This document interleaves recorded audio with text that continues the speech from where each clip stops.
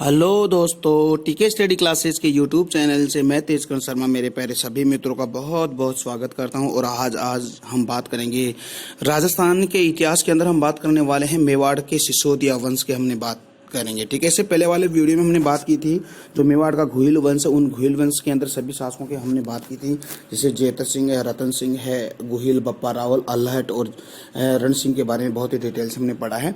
और आज हम मेवाड़ का जो सिसोदिया वंश है इसके बारे में पढ़ेंगे। और ये थोड़ा पार्ट थोड़ा लॉन्ग है, तो इसको हम दो पार्टों में डिवाइड करके हम पढ़ेंगे। आज हम कुछ मेवाड़ सिसोदिया वंश के शासकों की हम बात करेंगे, और फिर कल भी हम जो लास्ट जो सिसोदिया वंश है इन सभी के बारे में डिटेल से पढ़ने वाले हैं। तो प्लीज़ दोस्तों, टीके स्टडी क्लासेस की ये जो चैनल है इसको आप अपने फ्रेंड सर्किल के अंदर इसके लिंक को शेयर कीजिएगा, सब्सक्राइब भी कीजिएगा, और सब्सक्राइब करने के पश्चात जो बेल आइकन आता है उस बेल आइकन को प्रेस कीजिएगा, ताकि जो भी यहाँ से मैं नया वीडियो अपलोड करूँ उसका नोटिफिकेशन आपके पास तुरंत आ जाए। तो स्टार्ट करते हैं आज का हमारा टॉपिक, मेवाड़ का सिसोदिया वंश। देखिएगा, मेवाड़ में जो गुहिल वंश का जो अंत है उसके अंदर जो रावल जो रतन सिंह की मृत्यु के साथ ही हुआ है। और मेवाड़ की जो गुहिल वंश की जो समाप्ति के बाद मेवाड़ पर किस वंश का शासन हो जाता है? सिसोदिया वंश की स्थापना हो जाती है। और जो हमीर है, हमीर इसके प्रमुख शासक होते हैं। ठीक है, तो हम देखते हैं। देखिएगा, सिसोदिया वंश की स्थापना अगर देखें तो जो मेवाड़ के अंदर जो सिसोदिया वंश है उसका प्रमुख शासकों की अगर बात करें तो सबसे पहले हमारा जो इसका शासक है यानी कि जो हमीर है, हमीर देव चौहान ने। डियर फ्रेंड्स, हम बात करें हमीर की। देखिएगा, इस हमीर का जो टाइम पीरियड है 1326 ईस्वी से लेकर 1364 ईस्वी तक ये मेवाड़ के शासक रहते हैं। और देखिएगा, राजा राणा शाखा जो राणा शाखा है, इस राणा शाखा का विकास सिसोदिया गांव से माना जाता है, इसीलिए इसको सिसोदिया वंश कहते हैं। तो जो ये राणा जो शाखा यानी कि सिसोदिया जो वंश है इसका जो विकास हुआ है, एक सिसोदिया गांव था, उस सिसोदिया गांव में इसका विकास होने के कारण इसका नाम पड़ा सिसोदिया वंश। ठीक है, तो देखिए, राणा हमीर देव ने पूरे भारत में यानी कि छापामार जो युद्ध शैली है उसका विकास करते हैं। ठीक है, तो कहने का मतलब ये हुआ कि जो पूरे भारत में जो छापामार जो युद्ध प्रणाली है, छापामार जो युद्ध प्रणाली है, इस छापामार युद्ध प्रणाली का जो पूरे भारत में जो उसका विकास जो मेवाड़ जो सिसोदिया वंश का शासक था राणा हमीर देव के द्वारा की जाती है। राणा हमीर देव को अपने अदम्य साहस और शौर्य के कारण इसको अभिलेखों में विभिन्न प्रकार के नामों से इसको हम जानते हैं, क्योंकि ये बहुत ही पावरफुल शासक थे और उसमें अंदर शौर्यता और साहस की कोई कमी नहीं थी, इसीलिए इसको अनेक नामों से जाना जाता है। और सबसे इम्पोर्टेंट है, इसको बहुत इम्पोर्टेंट, विषम घाटी पंचानन। इसको याद रखिएगा कि सिसोदिया वंश के किस शासक को विषम घाटी पंचानन के नाम से जानते हैं। तो इसको याद रखिएगा, ऐसे लिखिएगा। देखिएगा, विषम घाटी पंचानन ये थे सिसोदिया वंश के जो राणा हमीर है इसकी उपाधि थी, क्योंकि इसमें इनके अंदर जो अदम्य साहस था और शौर्य था, इसी कारण अभिलेखों में इसको विषम घाटी पंचानन के नाम से जाना जाता है, यानी कि ये उपाधि थी इसकी। ठीक है, देखते हैं आगे। हमीर मर्दन भाई जो जयसिंह सूरी थे, इनके द्वारा ये किताब लिखी गई थी, यानी कि नाम इसका है मदम दर्शन। ठीक है, इसको ऐसे लिखिएगा। देखिएगा, म और ये द के ऊपर रेप वाला र है, तो मदम रदर्न यानी कि इसको कहा गया है। ठीक है, तो ये किताब थी, इसको याद रखिएगा। तो ये किसके द्वारा की गई थी, किसके द्वारा लिखी थी? राणा जो हमीर देव के चरित्र के बारे में लिखी गई थी, और जयसिंह सूरी के द्वारा ये किताब लिखी गई थी। ठीक है, तो इसको याद रखिएगा, बहुत ही इंपॉर्टेंट किताब है। देखिएगा, कर्नल जेम्स टोड अपने कई ग्रंथों में राणा हमीर देव को वीर राजा की उपाधि प्रदान की, यानी कि जो कर्नल जेम्स टोड थे, जिसको हम राजस्थान के इतिहासकार उसको हम कहते हैं। ठीक है, राजस्थान का इतिहास उन्होंने लिखा था। The anal activities of Rajasthan जो किताब थी उसके अंदर राजस्थान के बारे में काफ़ी इतिहास लिखा उन्होंने। और उन्होंने अपनी किताब है, अपने ग्रंथों के अंदर जो क्या नाम उसका, यानी कि जो हमीर देव है, हमीर के बारे में वीर राजा की उपाधि से विभूषित किया गया। ठीक है, और उन्हें रसिक प्रिया की राणा हमीर देव को महान राजा के रूप में व्यक्त किया गया। और एक किताब थी रसिक प्रिया, ठीक है। इस रसिक प्रिया देखिएगा, रसिक प्रिया एक बुक है। इस रसिक प्रिया में भी जो हमीर है, हमीर देव को महान राजा के रूप में व्यक्त किया गया है। तो डियर फ्रेंड्स, इसको ध्यान में रखिएगा आप। देखिएगा, मेवाड़ में सिसोदिया वंश का वंश था, और जबकि दिल्ली पर जो तुगलक वंश का शासन था, और उस समय दिल्ली पर शासन करने वाले तुगलक वंश के शासक थे मोहम्मद बिन तुगलक थे। तो आप इसको याद रखिएगा, याद ऐसे रखिएगा, यानी कि राजस्थान के अंदर सिसोदिया वंश का जो शासक था हमीर देव था, उस समय दिल्ली पर कौन से वंश का शासन था, तो आप याद रखो तुगलक वंश। और अगर तुगलक वंश ना देखकर अगर आपसे शासक का नाम पूछ ले, तो आपको बताना है मोहम्मद बिन तुगलक का शासन था, ठीक है। तो ये बात आपको याद रखनी है। तो ये बातें मैंने आपको बता दी है। हमने बताया है जो हमीरदेव चौहान है, हमीरदेव चौहान के बारे में काफ़ी चर्चा की है, और उसने भारत में जो छापामार युद्ध शैली का विकास किया। साथ ही ये जो हमीरदेव है, इसमें साहस और शौर्य की कमी नहीं थी, इसीलिए इसको एक उपाधि दी गई थी, विषम घाटी पंचानन के नाम से इसको जाना जाता है। और एक किताब जयसिंह सूरी के द्वारा जो किताब लिखी गई थी, हमीर मदम दर्शन, यानी कि मदम दर्दन, ये ऐसा है, ठीक है, आप याद रखिएगा। तो ये किताब लिखी गई थी, और इसके अंदर जो जयसिंह सूरी ने अपनी किताब के अंदर जो हमीर देव है उसके बारे में काफ़ी चरित्र के बारे में काफ़ी चर्चा की है, ठीक है। साथ ही अगर देखें तो जो हमारे जो कर्नल जेम्स टोड हैं, इन कर्नल जेम्स टोड ने अपनी जो किताबें थी, जिसमें जो हमीर देव को वीर राजा की उपाधि से विभूषित किया, और साथ ही जो रसिक प्रिय है, रसिक प्रिय में राणा हमीर देव को महान राजा के रूप में माना है, ठीक है। और दिल्ली पर तुगलक वंश का शासन था जब हमारे भारत में हमीर देव का शासन था। उस समय दिल्ली पर तुगलक वंश का शासक था मोहम्मद बिन तुगलक का शासन था, ठीक है डियर फ्रेंड्स। तो आई होप ये बातें आपको समझ में आ रही है, ठीक है। अगला उत्तराधिकारी रहा इसके अंदर क्षेत्र सिंह, ठीक है। और क्षेत्र सिंह का जो टाइम पीरियड था डियर फ्रेंड्स, ये टाइम पीरियड था 1364 ईस्वी से 1382 ईस्वी तक ये सिसोदिया वंश के शासक रहते हैं मेवाड़ के अंदर। तो इसके बारे में देख लेते हैं। क्षेत्र सिंह ने राणा हमीर देव के साम्राज्य को आगे बढ़ाया तथा उसको मतलब मेंटेन रखा। उसको कहने का मतलब है जैसा था वैसा रखा, और उसको अपने साम्राज्य को आगे बढ़ाने का कार्य क्षेत्र सिंह के द्वारा किया जाता है, ठीक है। अब देखिएगा, क्षेत्र सिंह के समय दिल्ली पर फिरोज शाह तुगलक का शासन था। देखिएगा, इंपॉर्टेंट याद क्या करना है, यानी क्षेत्र सिंह के दिल्ली पर किस वंश का शासन, तुगलक वंश का, और वो शासक कौन था, फिरोज शाह तुगलक था। और हमीर देव के समय कौन था, मोहम्मद बिन तुगलक था। तो इसको याद रखिएगा, ठीक है।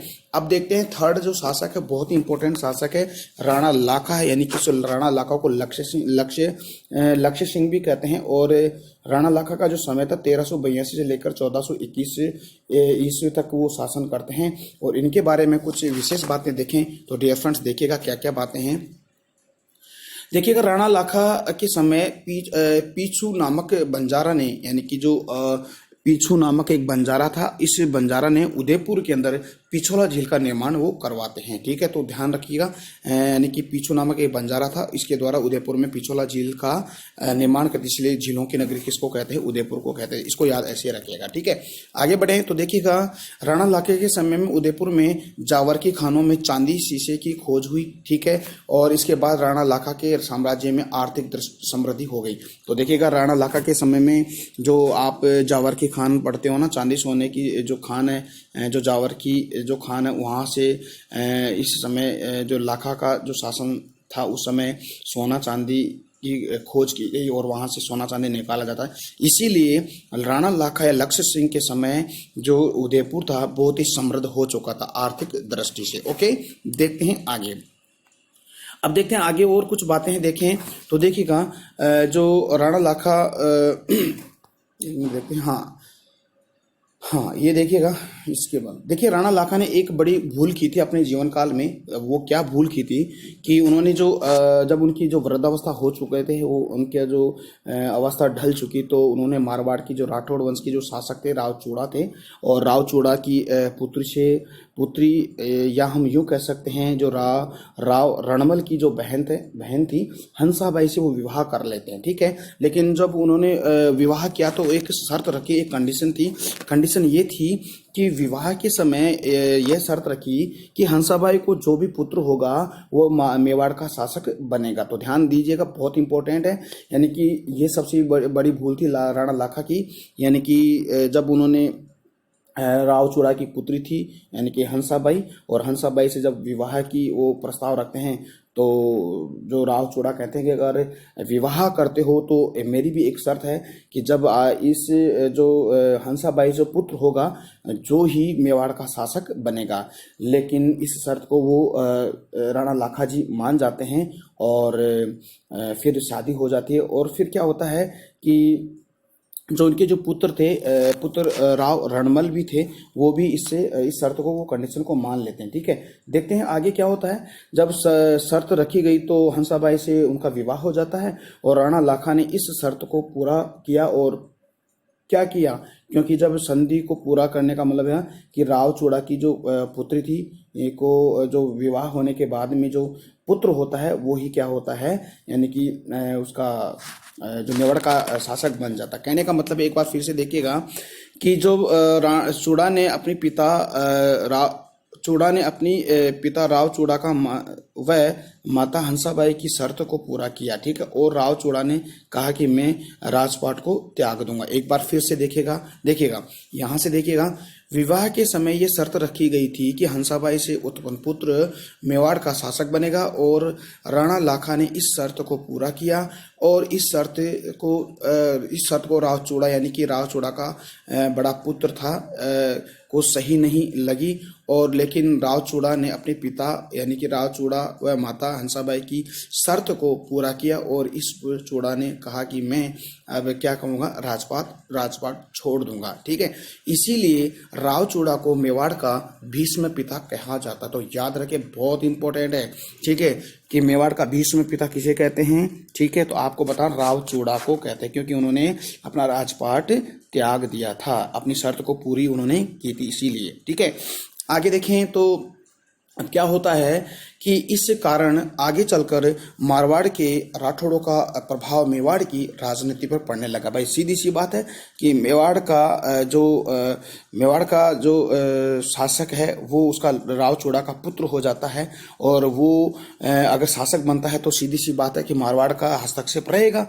धीरे धीरे क्या है कि मारवाड़ का हस्तक्षेप बढ़ जाता है, ठीक है।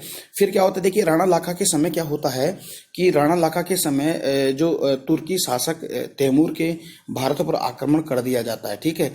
तैमूर का भारत पर आक्रमण होता है और 1398 ईस्वी में तुर्की शासक तैमूर लंग ने भारत पर आक्रमण किया, जिस समय दिल्ली पर महमूद तुगलक कमजोर शासक कर रहा था, यानी शासन कर रहा था। जो महमूद तुगलक था यानी कि तुगलक वंश का शासक था, ये बहुत ही कमजोर शासक है। इस समय तैमूर लंग का भारत पर 1398 ईस्वी में क्या होता है, आक्रमण होता है। तो ठीक है फ्रेंड्स, देखिएगा ये चीजें मैं आपको और आगे बताऊंगा, ठीक है। इसमें आप कंफ्यूज होने की जरूरत नहीं है, डरने की कोई बात नहीं है। देखिए आगे बात करें तो देखिए आगे होता क्या है, तैमूर लंग ने अपनी जो उत्तराधिकारी है यानी कि जो तैमूर लंग का जो उत्तराधिकारी था उसको ना शाहरुख के माध्यम से यानी खिजर खां को दिल्ली का साम्राज्य प्रदान करता है, ठीक है। जो खिजर खां थे वो फिर दिल्ली का साम्राज्य प्राप्त कर लेते हैं। बाद में खिजर खां ने अपने उत्तराधिकारी शाहरुख को के माध्यम से दिल्ली के सैयद वंश की स्थापना करते हैं, ठीक है। तो ध्यान दीजिएगा, यानी कि शाहरुख के माध्यम से दिल्ली पर सैयद वंश की स्थापना खिजर खां के माध्यम से होती है,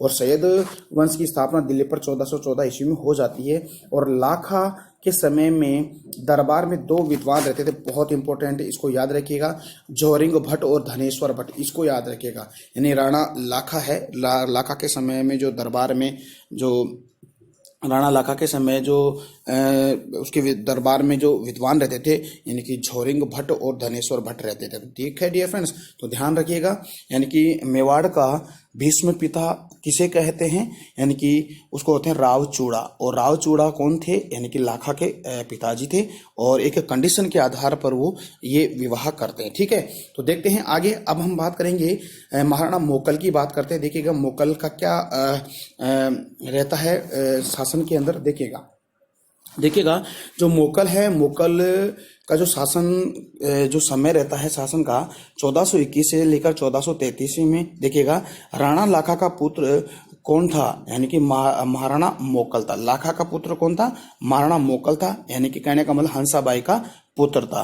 यानी कि महाराणा मोकल संधि की शर्तों के अनुसार मेवाड़ का शासक बन जाता। तो सीधी सी बात है, फिर बनेगा कौन भाई, लक्ष्य जो लाखा है, लाखा जो शादी करते हैं, यानी कि कंडीशन के आधार पर, और कंडीशन यही थी कि लाखा का जो पुत्र होगा वो ही मेवाड़ का शासक बन जाएगा।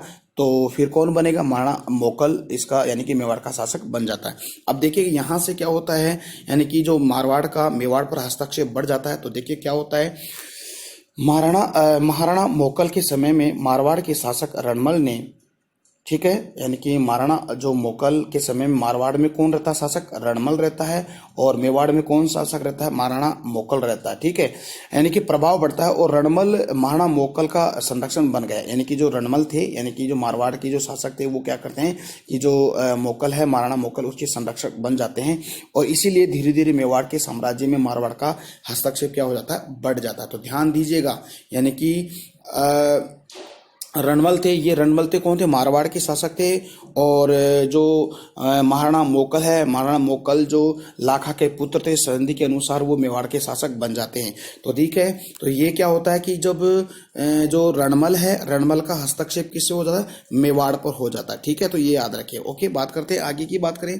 देखिएगा, महाराणा मोकल ने उसी समय चित्तौड़ में एक मंदिर था, यानी कि समेदेश्वर का मंदिर था, उसका पुनर्निर्माण करवाया। जो मंदिर पहले मालवा के जो परमार शासक यानी कि भोज के द्वारा ये मंदिर बनाया गया था, इसका वो क्या करते हैं, पुनर्निर्माण या पुनर्द्वार कराते हैं, यानी कि जीर्णोद्धार वो करवाते हैं। ठीक है, महाराणा मोकल अपने साम्राज्य में हिंदू संस्कृति को बढ़ावा देने के लिए वेदों के अध्ययन पर बड़ा ही जोर देते हैं। यानी कि जो मोकल थे, यानी कि मेवाड़ के शासक थे, वो जो हिंदू संस्कृति को बढ़ाने के लिए, यानी कि अपनी जो इंडियन जो कल्चर है, इंडियन कल्चर को बढ़ाने के लिए उन्होंने वेदों के अध्ययन पर बल दिया, यानी कि वेदों के अध्ययन पर बहुत ही बल देते हैं। ठीक है, महाराणा मोकल के समय दो शिल्पी रहते थे, बहुत ही इंपॉर्टेंट है, मना और फना। ध्यान देखिएगा, यानी कि जो मोकल के समय मेवाड़ के दो शिल्पी रहते हैं, मना और फना रहते हैं। ठीक है, रणमल ने, देखिएगा रणमल कौन था, रणमल मारवाड़ का शासक था। ठीक है,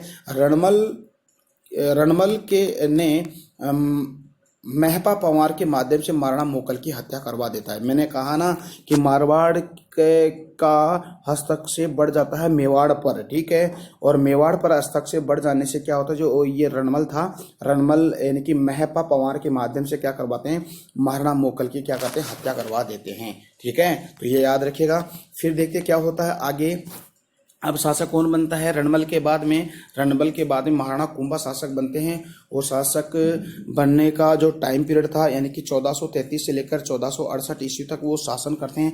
इनके बारे में अगर देखें तो काफ़ी बहुत ही महत्वपूर्ण शासक रहते हैं, और ये राजस्थान के इतिहास में बहुत ही पावरफुल शासक रहते हैं मेवाड़ के। ठीक है, तो उनकी बात अगर करें तो देखिएगा क्या होता है, यानी कि मारवाड़ जो महाराणा कुंभा मेवाड़ के इतिहास में सबसे महत्वपूर्ण शासक माने जाते हैं। क्यों माने जाते हैं वो आगे देखते हैं। यानी कि महाराणा कुंभा एक तो वीर योद्धा थे, कूटनीतिज्ञ भी थे, और सांस्कृतिक इतिहास का जन्मदाता भी इसको कहा जाता है, इसीलिए सबसे महत्वपूर्ण शासक माने जाते हैं। ठीक है, यानी कि महाराणा कुंभा को सांस्कृतिक क्षेत्र में रुचि होने के कारण उन्हें अनेक उपाधियां भी प्रदान की गई थी। तो इन उपाधियों को याद रखेगा, क्योंकि ये उपाधियां बहुत इंपॉर्टेंट है, ये उपाधियां एग्जाम्स के अंदर आती रहती है। देखिए, इनको महाराणा कुंभा को एक तो हाल गुरु कहा गया है, हाल गुरु। ठीक है, ये बहुत इंपॉर्टेंट है। दूसरा है, इनको सेल गुरु भी कहते हैं। क्या कहते हैं, सेल गुरु भी कहते हैं। एक इनको बोलते हैं हिंदू सुल्तान। क्या, हिंदू सुल्तान, हिंदू सुल्तान कहा गया है। एक उनको बोलते हैं राणो रासो। क्या, एक उपाधि राणो रासो। ठीक है, ये भी उनकी उपाधि थी। और लास्ट इसकी उपाधि थी अभिनव भरताचार्य। क्या, अभिनव भरताचार्य। चार्य। ठीक है फ्रेंड्स, तो ये याद रखिएगा, बहुत इंपॉर्टेंट है। तो महाराणा कुंभा को हाल गुरु, शैल गुरु, हिंदू सुल्तान, राणो रासो, अभिनव भरताचार्य आदि उपाधि से विभूषित किया गया था। तो दो उपाधि जिसे मैंने बताया था, एक तो हाल गुरु, एक शैल गुरु। ओके, हाल गुरु और शैल गुरु जो उपाधि थी, इसका मतलब होता क्या है देखिएगा। हाल गुरु का मतलब ऐसा राजा जिसने पहाड़ों पर क्या बनवाया, दुर्ग बनाया, उसको हाल गुरु कहा जाता था। तो आपको पता है कि महाराणा कुंभा के द्वारा अनेक दुर्गों का निर्माण कराया, काफी दुर्गों का उन्होंने राजस्थान में निर्माण करवाया, यानी कि पहाड़ों पर, तो इसीलिए उनको हाल गुरु की संज्ञा दी गई थी। और दूसरी बात अगर देखें तो शैल गुरु क्यों कहा गया है, यानी कि भाला चलाने या दूसरों को भाला सिखाने में काफी निपुण थे, इसीलिए उनको शैल गुरु भी कहा जाता था। बहुत इंपॉर्टेंट है, इसको आप याद रखना है। ठीक है डियर फ्रेंड्स, तो देखते हैं आगे हम बात करते हैं। अब देखते हैं आगे, यानी कि राणा कुंभा यानी कि महाराणा कुंभा के समय दो प्रकार की राजनीतिक समस्याएं उत्पन्न हुई। यानी कि जब जो महाराणा कुंभा का 1433 से लेकर 68 तक साम्राज्य शासन था, उस समय उनको काफ़ी समस्याओं का सामना भी करना पड़ा। और उनमें दो सबसे इम्पोर्टेंट समस्या, राजनीतिक समस्या थी। एक तो मालवा का जो मुस्लिम साम्राज्य और एक था गुजरात का मुस्लिम साम्राज्य। यानी कि मालवा का जो शासक था महमूद खिलजी और गुजरात का जो शासक था कुतुबुद्दीन शाह, ये दो बड़े उनकी समस्या थी। यही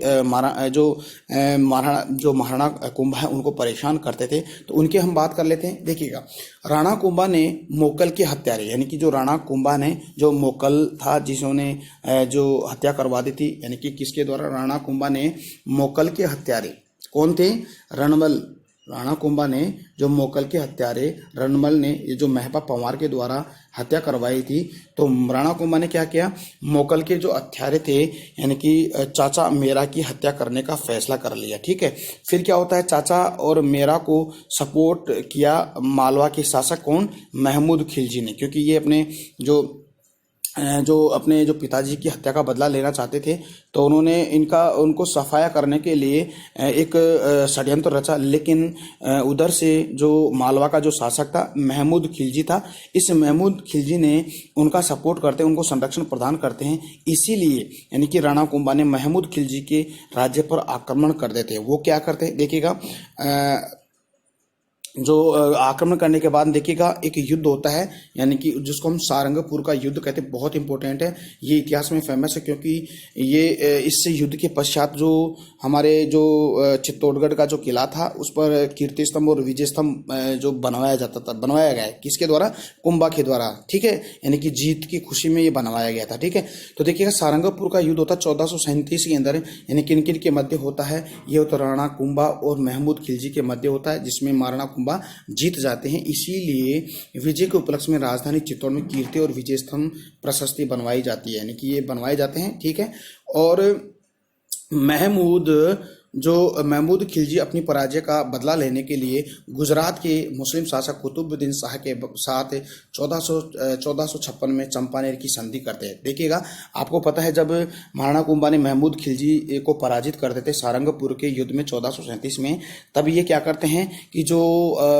गुजरात का एक मुस्लिम शासक था जिसका नाम है कुतुबुद्दीन शाह, यानी कुतुबुद्दीन शाह के साथ क्या करते हैं, यानी कि एक 1456 में चंपानेर की संधि करते हैं। और ये चंपानेर की संधि क्यों करते हैं, यानी कि जो सारंगपुर के युद्ध का बदला लेने के, या हम यूं कह सकते हैं कि जो महाराणा कुंभा है, महाराणा कुंभा से का बदला लेने के लिए, यानी कि ये चंपानेर की संधि की जाती है। किसके साथ, जो गुजरात का मुस्लिम शासक था कुतुबुद्दीन शाह के साथ।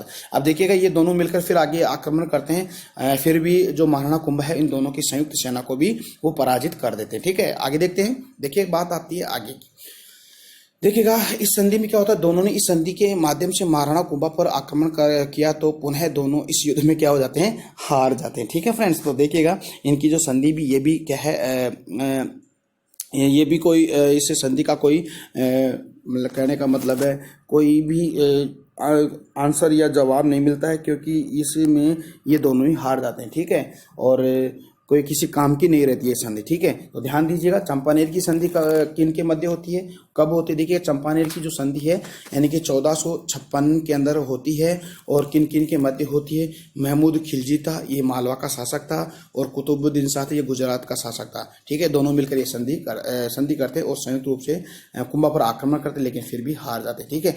देख लेते हैं इसको, यानी कि चंपानेर की संधि 1456 का क्या उद्देश्य है। दोनों संयुक्त रूप से महाराणा कुंभा पर आक्रमण, परंतु दोनों फिर से क्या करते हैं, ये कुंभा से हार जाते हैं। तो ठीक है फ्रेंड्स, अब देखते हैं एक संधि होती है यानी कि आंवल और बांवल की संधि, बहुत इंपॉर्टेंट है, बहुत इंपॉर्टेंट। अब देखिएगा क्यों होती है। आपको पता है कि मारवाड़ और मेवाड़ के मध्य तनाव उत्पन्न हो जाता है, ठीक है। क्यों हो जाता है, यानी कि मारवाड़ के जो शासक है मेवाड़ के साम्राज्य के अंदर या मेवाड़ के शासकों पर हस्तक्षेप करते हैं, यानी कि साम्राज्य पर दखल अंदाजी करते हैं। तो इस संधि के माध्यम से दोनों के मध्य, मेवाड़ और मारवाड़ के मध्य जो तनाव था वो समाप्त होते हैं, ठीक है। और ये संधि होते किन किन के माध्यम से होते, इसको आप याद रखिएगा और डिटेल्स इसको पढ़ने देखिएगा। जब महाराणा कुंभा ने चाचा और मीरा की समस्या का समाधान किया, तब उन्होंने मेवाड़ से मारवाड़ के प्रभाव को समाप्त करने का प्रयास किया, ठीक है। देखिए क्या प्रभाव, मारवाड़ के प्रभाव को समाप्त करने के लिए उन्होंने रणमल की हत्या करवा दी, ठीक है। रणमल की हत्या करवा देते हैं, ठीक है। रणमल की हत्या करवाने से बाद में क्या होता, तब महाराणा रणमल का बेटा एक राव जोधा जी, यानी कि जोधा उसी समय मेवाड़ में था, तब वो उनसे नाराज हो गया, ठीक है। तब ये होता, तब वो नाराज हो जाते हैं। तब राव जोधा ने मेवाड़ को छोड़कर वो चले कहाँ जाते हैं, मारवाड़ चले जाते हैं, और यहीं से मेवाड़ पर युद्ध की घोषणा कर देते हैं, ठीक है। अब तो बहुत ही ज्यादा तनाव हो जाता है, और मेवाड़ के पश्चिम क्षेत्रों पर अपना शासन स्थापित कर लिया। इनके बाद दोनों ही राज्यों में बहुत ही ज्यादा संघर्ष प्रारंभ हो जाता है। तब जो हंसाबाई थी, ठीक है, हंसाबाई की मध्यस्थता से मेवाड़ और मारवाड़ के आंवल बांवल की संधि हुई। इस संधि में महाराणा कुंभा और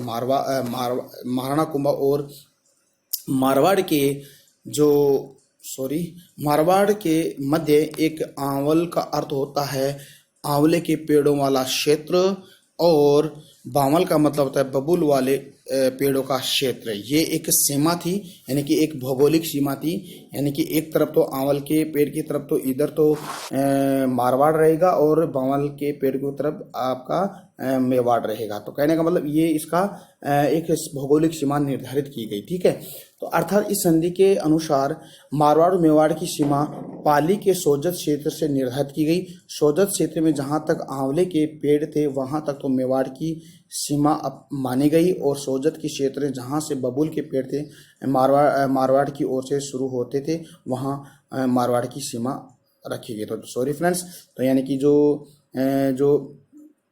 आंवले के जो पेड़ थे वो तो आंवले के पेड़ और बबूल के पेड़ ये निर्धारित किए गए थे, यानी कि आंवले के पेड़ों से सीमा वाले क्षेत्र में तो क्या आपका मेवाड़, और बबूल वाले पेड़ों वाला जो क्षेत्र वो मारवाड़ के एक सीमा निर्धारित उसमें की गई थी, ठीक है फ्रेंड्स।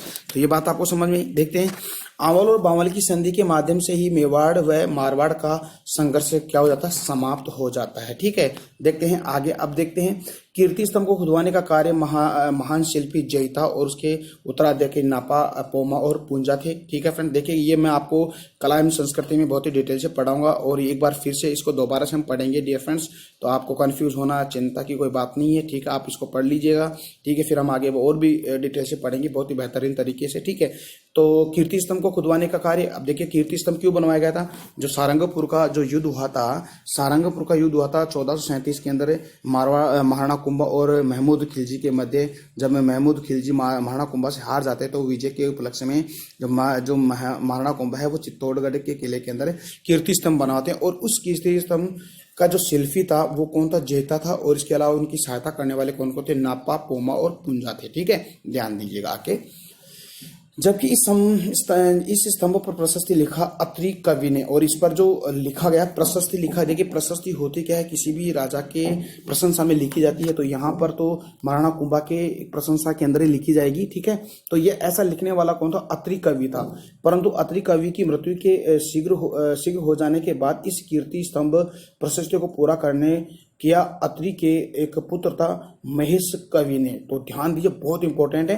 यानी कि अत्रि कवि ने इस प्रशस्ति लिखते हैं, लेकिन प्रशस्ति पूरा नहीं लिख पाते हैं और उनकी मृत्यु हो जाती है, तब उसका पुत्र इस प्रशस्ति को पूरा किया, यानी कि महेश कवि ने किया था। यानी कि जेता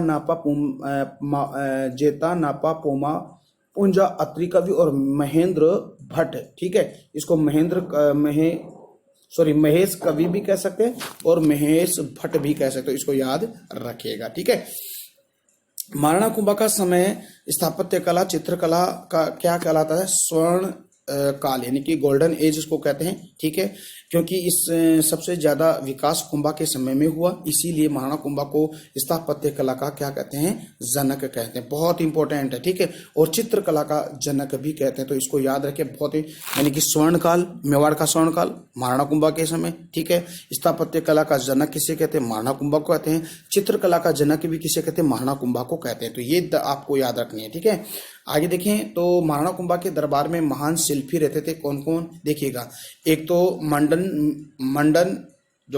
थे, कहने का मतलब है मंडन मिश्र थे, और एक मंडन का पुत्र गोविंद था, ठीक है। यानी कि मंडन मिश्र और मंडन का जो पुत्र था गोविंद था, ये बड़े ही शिल्पी थे, ठीक है। जितने भी दुर्ग बनवाए थे, इनमें उनका बहुत ही योगदान रहा है। मंडन ने शिल्प कला पर काफी उन्होंने ग्रंथ भी लिखा, बहुत इंपॉर्टेंट है, इनको याद रखिए। रूप मंडन, वास्तु मंडन और कोदंड और एक प्रसाद मंडन, ये उन्होंने किताबें लिखी थी, यानी कि शिल्पी ये ग्रंथ है। फिर आगे चलकर उसके पुत्र गोविंद ने संगीत व शिल्प कला पर काफी ग्रंथ लिखे, जैसे कलानिधि है। मंडन का भाई नाथा की भी बड़ा शिल्पी था। इसके साथ उन्होंने एक शिल्पी पर एक काफी ग्रंथ लिखे, जिसमें सबसे इंपॉर्टेंट है कलानिधि। और मंडन का जो भाई था नाथा भी, ये भी बड़ा ही शिल्पी था, ठीक है। महाराणा कुंभा के दरबार में 2 शिल्पी रहते थे, एक तो अत्रि कवि, एक महेश कवि भी रहते, तो इसको याद रखिएगा, ठीक है फ्रेंड्स। देखते हैं आगे। देखिए फ्रेंड, जो महाराणा कुंभा की संगीत में काफी रुचि थी। महाराणा कुंभा के संगीत से संबंधित जो गुरु थे, यानी कि एक तो सारंग व्यास और एक कानड़ व्यास थे, बहुत इंपॉर्टेंट, इनको याद रखिएगा। संगीत के गुरु कौन थे महाराणा कुंभा के? सारंग व्यास और कानड़ व्यास थे। और कानड़ व्यास ने तो एक ग्रंथ लिखा था, एकलिंग महात्म्य ग्रंथ लिखा था, जिसकी तुलना पुराणों से की जाती है। किसकी? यानी कि एकलिंग महात्म्य, जो किसके द्वारा? कानड़ व्यास। जो कौन था? यानी कि जो महाराणा कुंभा से संगीत के गुरु थे, उन्होंने एक किताब लिखी, एकलिंग महात्म्य, जो पुराणों से संबंधित है, ठीक है। महाराणा कुंभा की पुत्री रमाबाई संगीत और शिल्प की ज्ञाता थी, इसीलिए इसको वागीश्वरी भी कहा जाता है। याद रखिए, बहुत इंपॉर्टेंट है, ठीक है। यानी कि महाराणा कुंभा की जो पुत्री थी ना रमाबाई क्या थी? संगीत और शिल्पी कला की ज्ञाता, इसलिए उसको क्या बोलते हैं? वागीश्वरी भी कहते हैं, ठीक है। महाराणा कुंभा ने स्वयं संगीत पर विभिन्न प्रकार के ग्रंथ लिखे। कौन कौन से ग्रंथ लिखे स्वयं ने? एक तो संगीत राज, संगीत मीमांसा और एक सुर प्रबंध। ये खुद स्वयं महाराणा कुंभा लिखते हैं, संगीत के बड़े ही प्रेमी थे, उन्होंने ये खुद ग्रंथ लिखते हैं, ठीक है। महाराणा कुंभा ने संगीत पर एक टीका भी लिखी, यानी कि जो कमेंट था रसिक प्रिया, ये भी महाराणा कुंभा के द्वारा लिखा गया है। और जयदेव विद्वान था, यानी कि जयदेव ने गीत गोविंद द्वारा लिखी गई टीका भी माने थे, यानी कि जयदेव ने कौन सी टीका दी? गीत गोविंद, ठीक है फ्रेंड्स। तो आज का हमारा अपना जो टॉपिक कैसा लगा? बहुत बढ़िया लगा, तो उम्मीद करता हूँ अच्छा लगा है। तो प्लीज़ आप अपने जो टीके स्टडी क्लासेस चैनल है उसको लगातार शेयर सब्सक्राइब भी कीजिएगा। फिर हम कल मिलते हैं और सिसोदिया वंश के अनेक शासकों के साथ, कल इसको हम पूरा कवर कर लेंगे, ठीक है। तो धन्यवाद।